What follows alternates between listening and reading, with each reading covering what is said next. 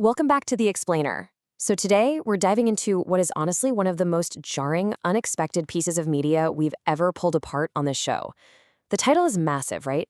Evolution of the World, 2025 to 13.8 billion BC.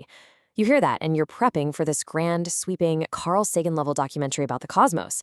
But what we actually get? It's this deeply unsettling, incredibly claustrophobic narrative hidden inside a really bizarre structural choice. Because the second you look at the raw text, you are just hit with a literal wall of the word heat. It just repeats hundreds and hundreds of times. It completely dominates the piece like this heavy atmospheric pressure. It creates this intense, almost feverish environment before you can even process that, hey, wait a minute, there are actually other words buried in here.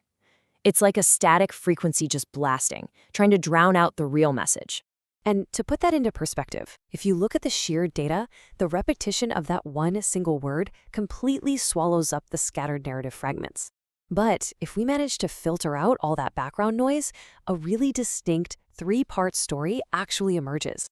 It's the cycle of a deeply toxic, highly controlling relationship, and it all kicks off with a very specific, very manipulative tactic. Which brings us to phase one, the illusion of safety. So piercing right through that wall of heat, the narrative voice draws the subject in and, well, draws us in too. It lays out this incredibly deceptive promise of romantic commitment. It establishes this baseline of trust, right? Let me be the one to hold your forever. Honestly, it sounds incredibly sweet. The speaker is framing themselves as this permanent, rock-solid fixture in the subject's life. But that's exactly the hook. And they take it even further. The text paints this picture of a savior figure, someone offering to heal wounds, relieve stress, just make the subject feel entirely safe. They promise, we be good together, I'll make you feel special, and perhaps the most telling one, fix the most in your heart. It's this intoxicating promise of emotional safety. But knowing how these dynamics work, we can clearly see this is exactly where the trap is set. Phase 2. Disgust and absolute control.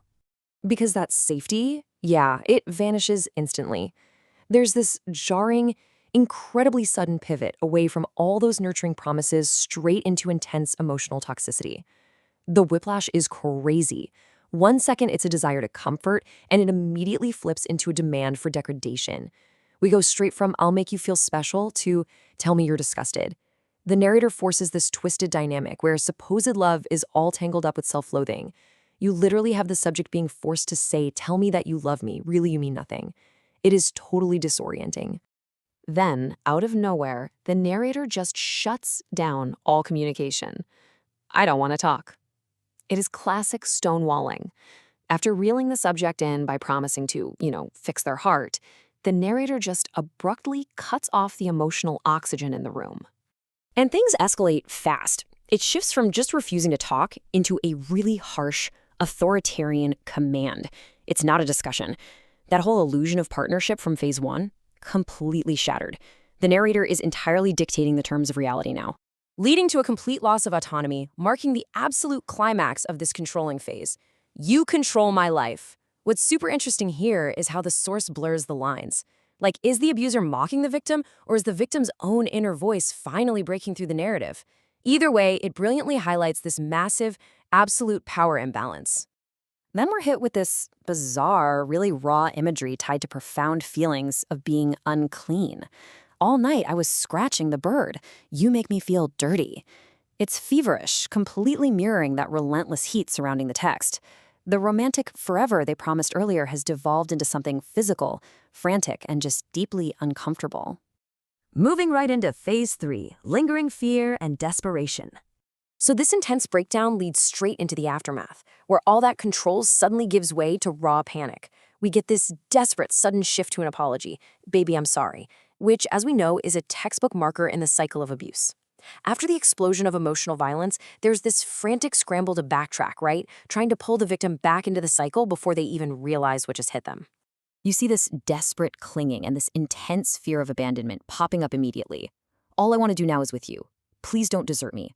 And then that incredibly twisted little phrasing, please don't deserve me. The narrator is simultaneously begging this person to stay while seemingly acknowledging their own inescapable toxicity. It's truly fascinating. Now, taking a step back to look at the big picture, the dissonance here is just wild. Think about the creator's epic, world-building title versus the grounded, terrifyingly human reality of these lyrics. We're promised this grand cosmic evolution spanning billions of years, but the text is actually hyper-focused on the microscopic, totally destructive evolution of a single toxic relationship. And as the piece finally comes to a close, buried under one last wave of the word heat, we are left to grapple with this raw, totally unresolved question pulled right from the source. Are you going to hurt me? It just hangs over everything we've uncovered. Is the apology genuine, or is the whole cycle just winding up to start all over again? It's a pretty powerful reminder of just how complex and dark human narratives can be, hiding right in plain sight. Thanks so much for joining me on this explainer. I really hope this helped unpack the layers of this incredible text, and I'll catch you on the next one.